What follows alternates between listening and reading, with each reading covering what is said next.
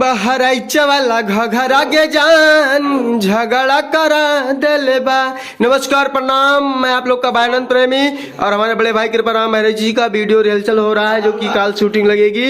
बहराइच वाला घघरा झगड़ा करा देले बा, तो आप लोग इस गाने को प्यार से बात जरूर दें। जय हिंद, जय माता दी। तो गाना शुरू होता है, आप लोग देखिए, मनोरंजन लीजिए। शुरू कीजिए सर।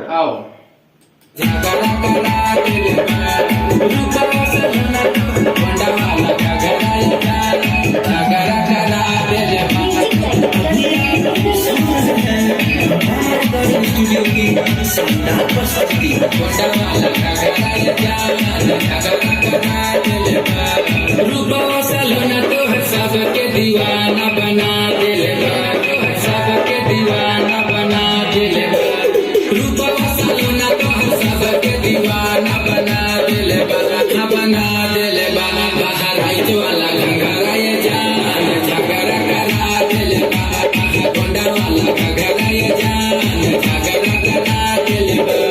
छोटे बड़े लइकन बुढ़ाओ के मन सनका दिले, सनका दिले।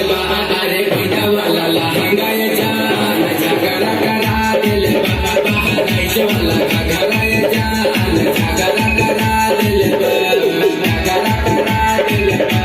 छोटे बड़े लइकन बुढ़ाओ के मन सनका दिले, गोंडा वाला घघरा ये जान झगड़ा करा दिले।